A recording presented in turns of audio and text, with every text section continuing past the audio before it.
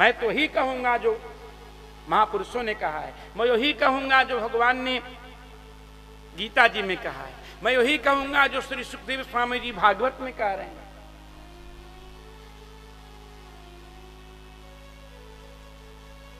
अर्जुन ने कहा भगवान कर्म में भक्ति की क्या आवश्यकता है, युद्ध में संस्मरण की क्या आवश्यकता है।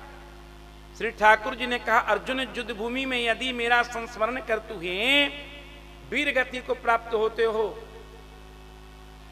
मेरे लोक को प्राप्त करोगे, और यदि विजयश्री को प्राप्त करते हो तो पहले वसुंधरा का राज भोगोगे। वसुंधरा वीरभूमि जो वसुंधरा है, भोग करने के बाद शरीरांत के बाद मेरे लोक को प्राप्त करोगे। कहने का तात्पर्य कि दोनों हाथ में लड्डू है, वह लड्डू अमृत मिश्रित है, लेकिन केवल कर्म करोगे,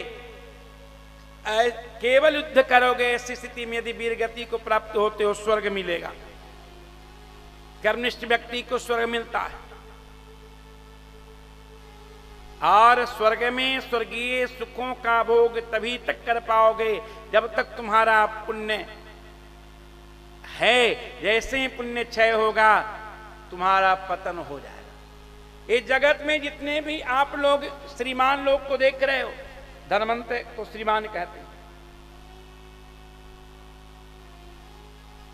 श्री के रूप में उनका पुण्य ही दिखाई पड़ रहा है। कोई रूपवान है तो पुण्य के कारण बलवान है, तो पुण्य के कारण धनवान है, तो पुण्य के कारण, ये सब पुण्य फल है। पुण्य क्षय हो जाएगा, व्यक्ति का पतन हो जाएगा। अब निर्णय आपको करना है कि विष मिश्रित लड्डू खाओगे कि अमृत युक्त लड्डू खाओगे।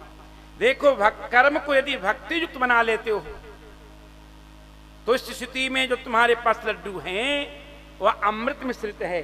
और केवल कर्म को सब कुछ मानकर केवल कर्म करते हो तो इस स्थिति में तुम्हारे हाथ में जो लड्डू है वह विष मिश्रित है।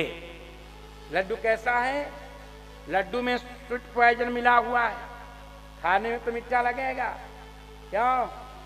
लेकिन मरने के बाद नरक मिलेगा। स्त्री के मधुर मधुर मंद मंद मुस्कान, बच्चों की तोतली बोली, आहा मत पूछो। आप गृहस्थों को कितना अच्छा लगता है कि नहीं?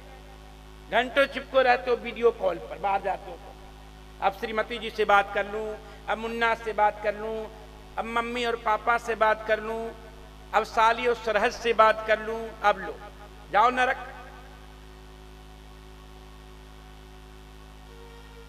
प्रत्येक कर्म को भगवान निमित्त बना लो। वह कर्म किसी काम का नहीं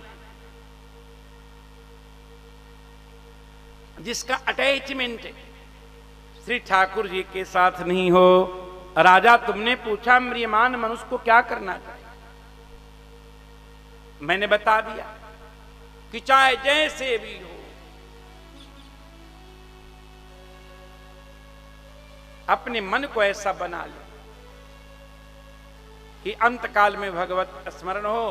क्योंकि जन्म लाभ मनुष्य धारण करने का मात्र लाभ इतना है कि अंत में नारायण का संस्मरण हो, क्योंकि अंत स्मरण पर ही गति आधारित है। यम यम वापी स्मरण भावम अंते कलेवरम तम तमे वैति कौन्तेय सदा तद भाव भावित अंत काले चमामेव स्मरण मुक्त्वा कलेवरम यह प्रयाति समद्भाव्यम याति नास्यत्र संशय।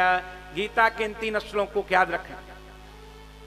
इसका अर्थ है कि अंत काल में जो मेरा स्मरण करते हुए शरीर का त्याग करता है वह मुझे प्राप्त करता है, और जो मेरा संस्मरण नहीं करके अन्यान जागतिक वस्तुओं और संबंधों का स्मरण करते हुए शरीर का त्याग करता है, तद भाव से भावित होने कारण उन जोनियों को प्राप्त करता है।